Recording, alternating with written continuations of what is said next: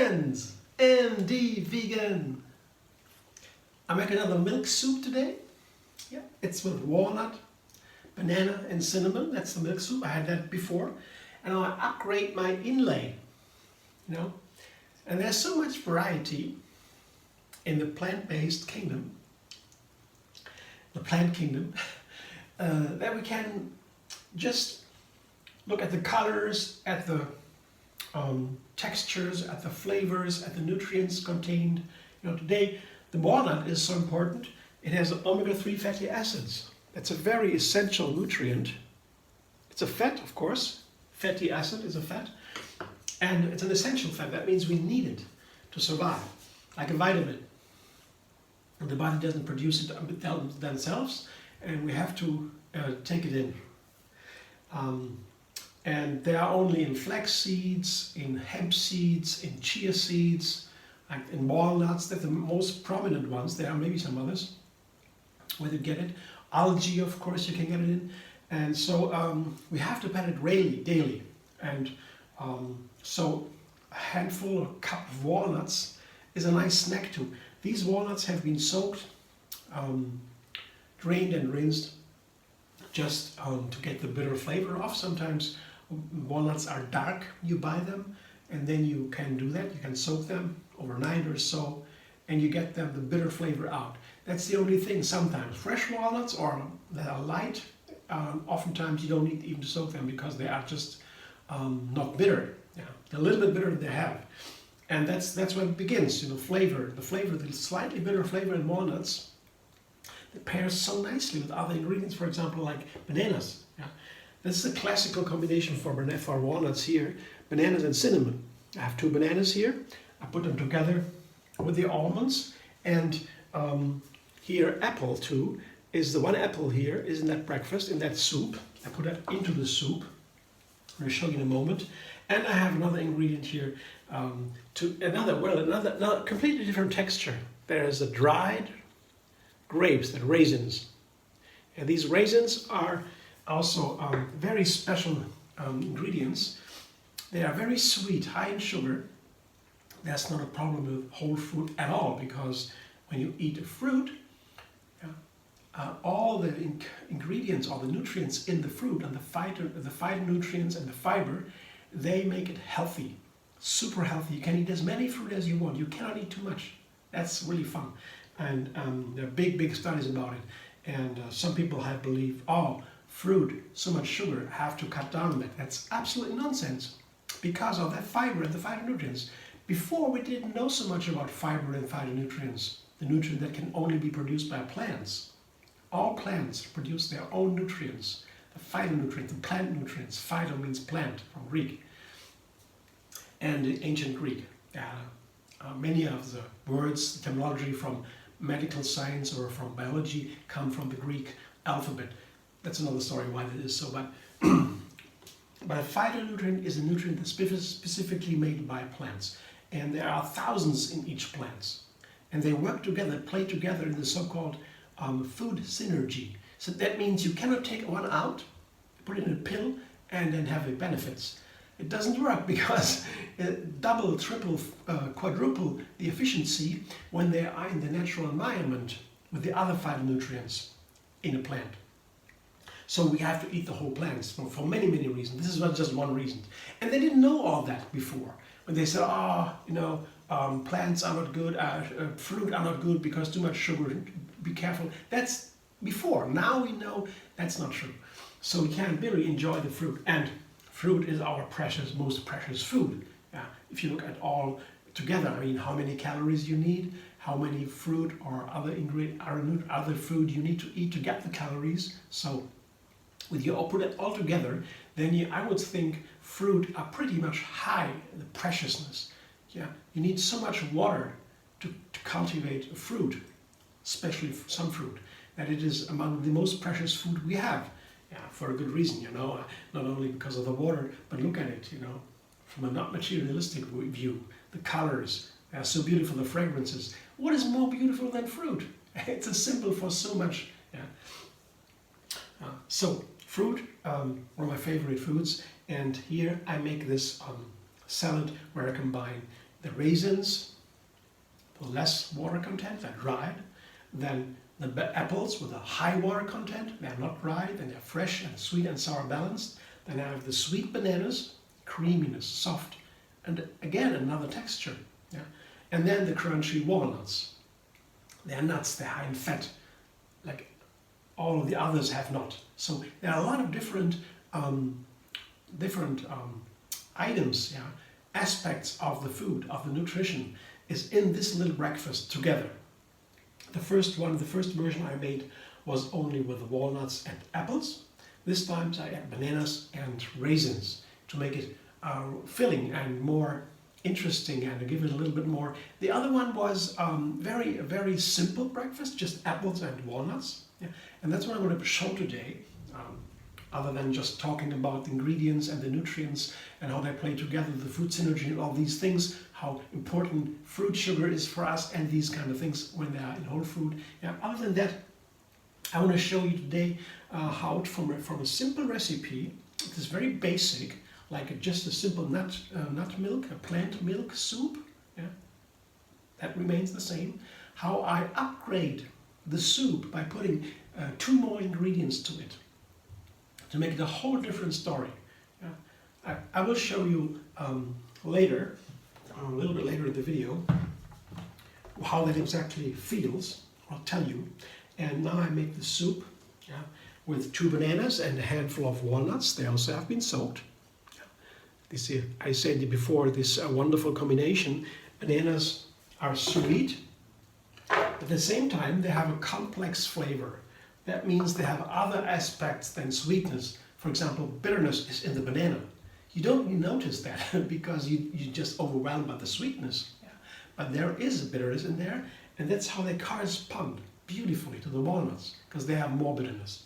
And again, a third ingredient here, also perfect for this combination, is the cinnamon. I really recommend to do this kind of combination. Cinnamon, but only a little bit. It's a bark. It can be very coarse. Put it too much into it and you get the feeling of coarseness. You don't want to have that. But a small amount goes a long way here. With this bark is an earth tone, a warming earth tone. It's very similar with the nutrient content with the raisins, for example, because the cinnamon is super high in antioxidants. It's one of the highest we have. Antioxidants are super healthy for us. They keep our body from being destroyed. Oxidation, like rusting, that is the kind of food we need to keep our body from doing that. It means it keeps us young and healthy. Raisins have also very high content, but that's why they're similar. Both super healthy foods here, raisins and cinnamon. And I try to put these kinds of ingredients into my food all the time because not only tasty, they give a tweak in flavor, also super healthy. It's not a big deal to put some cinnamon on top of something. That's very easy. Some raisins, also can go out and snack on it. But it's another story because they have a lot of sugar, and if you snack too much on raisins, I think there can be a problem with the teeth. But you want to brush the teeth afterwards, of course. So a little bit of water. I don't want to put too much because it is a soup and shouldn't be a juice. Yeah? It can be too runny easily, but I can always put some water later. So blender dance number 1. First blending.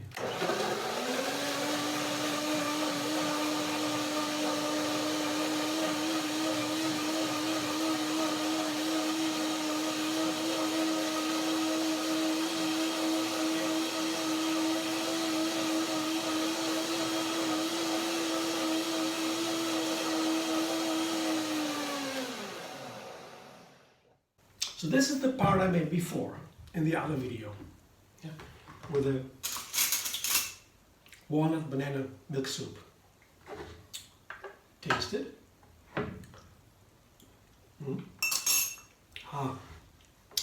Banana, walnut, cinnamon. Yeah, that's just perfect. I will need a little bit more water, just a small amount. It will soak a little bit anyway and get thicker. Just to incorporate the water. Now I put my ingredients together.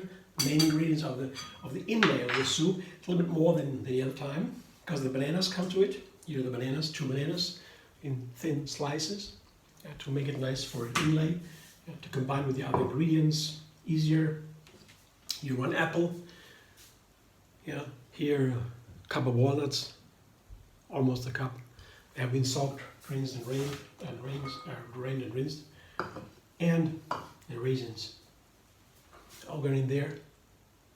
I keep some of the walnuts for the decoration, because when I put the soup on top, all of the ingredients I keep some for decoration. Some of the potato, some of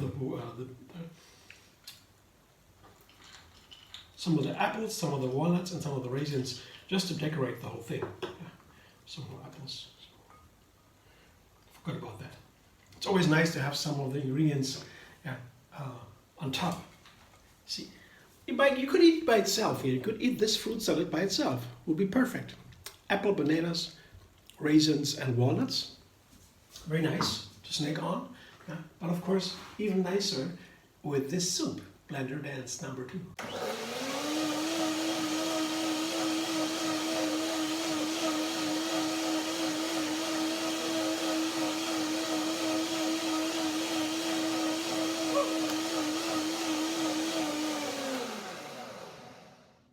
That should do it.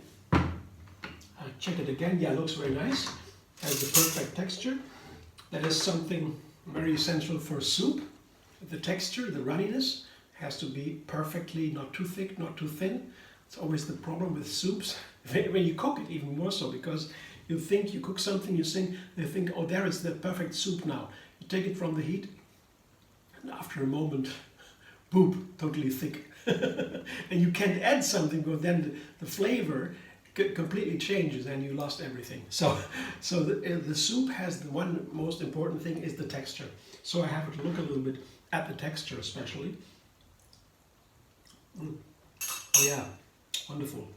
Wonderful, gentle flavor, nice in the background, a little bit of sour, very little only, a little bit of sweet, and the bitter tones there, hardly ever you can't even taste them, they're just in the background. Very nice. And the cinnamon also very nice. Also, really, look at that. Now I put that together. Oops. See the colors, isn't that beautiful? These beige, this light beige tone. Very beautiful. Just combine a little bit here. Yeah, that's a soup with a lot of filling, of inlay. So I put that now into a, call it whatever you like. I made these plant milk soups. They're one of my favorite breakfasts, and they're so easy to make. You just make the soup with some nuts, or you put banana to it to make it creamier, other things, and you have that soup. And then you put it whatever you want into that soup. You don't need to cook anything. It's so easy. That's why I love raw food so much. You can make the most fantastic things without cooking. It is so quick and it's easy to cleanse everything. Wonderful, fresh and light. You have the ingredients as is, almost as if they came from nature directly. That is so much in the favor of raw food here. I do it. It's my favorite way. But of course I cook also. I mean, cooking is also a very important thing, and long traditions, and can have also a lot of benefits with cooking food. Cooking that can be very good. There are lots of studies about that. In the early days of the raw food, and new raw food, I would say, they believe that is the healthiest thing to eat, only raw food. It can't even support. They can't even really support that anymore. The scientific proof is growing and growing. It would be strange if everything that would be cooked would be bad for us. It would be a very strange thing that came out. I thought, well, maybe that is true for a while, but I don't really believe it anymore.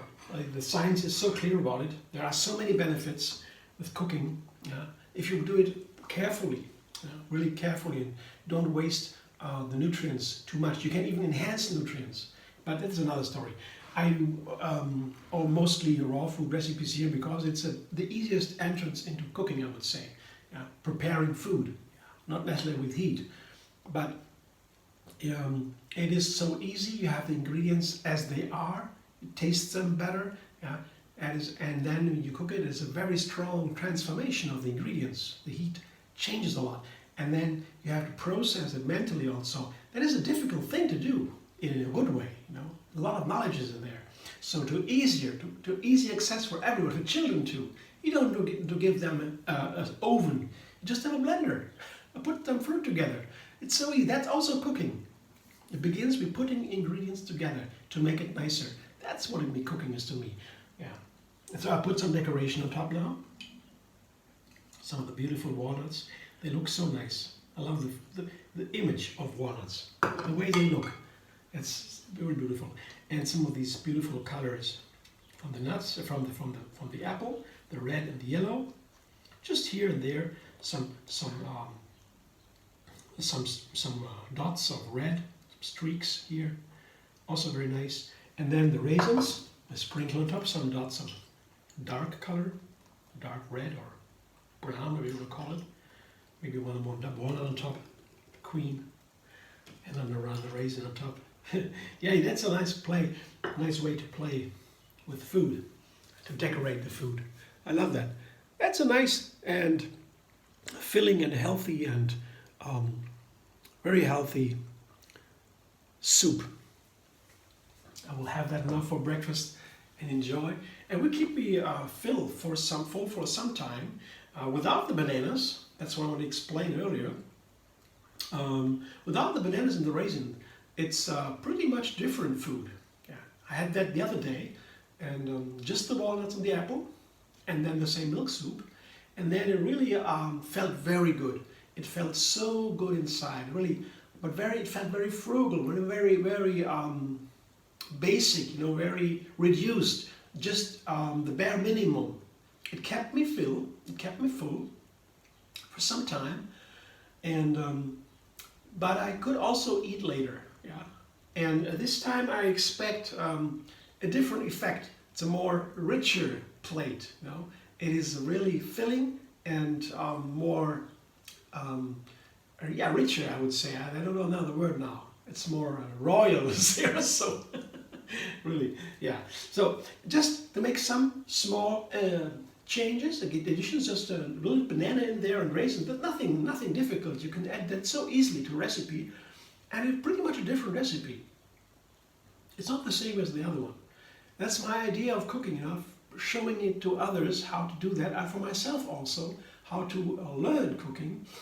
I begin with a small number of ingredients, just 3 ingredients. That's the minimum, the bare minimum for any recipe here I'm presenting you. Because 3 makes such a difference from 2. It's a step, it's a big step, because there's so much more variety with 3 than with 2. 2 is only 2 variety. 3 is already 6. So you can make the math. Yeah? It's very nice, and that step is so much for our mind to process. It stops processing. It just enjoys. And there it begins to enjoy the food. That's so important. And I want to show you how to, I learned myself, by the way. I didn't know that before. Just learned that right now in doing it.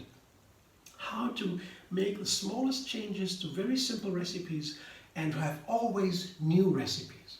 Yeah. I never did that before. When I was a boy, I cooked, I helped my mother in the kitchen, I helped others in the kitchen, I watched them, and so the aunties and the neighborhoods, I was allowed there. It was a great experience. I loved cooking there already in the kitchen. I was always there. And but I always had some, you know, some complex recipes in my mind. 6 or 8 or 9 recipes I had, and I cooked for others, and they greatly enjoyed it. Always the same recipes. There came a new recipe, another one went, but it was basically the same recipes I always had. That's what was cooking to me. Yeah, you have a small number of recipes, you know them very well by heart, and then you can thrive and make others happy with cooking. That's what I did always, for decades. And then the new idea with Take 3. I make a new recipe now every day. What a difference. And it's so much better. I love my old recipes still. I can veganize them, of course, but they're amazing. It's so much work and so complicated. This is the easy way. Yeah, that's basic. That's what I want to show. Thanks for watching. Hope you enjoyed. If you like my video, subscribe and be vegan on YouTube. have another recipe every single day, and find me on Facebook, Instagram, Pinterest, and Twitter.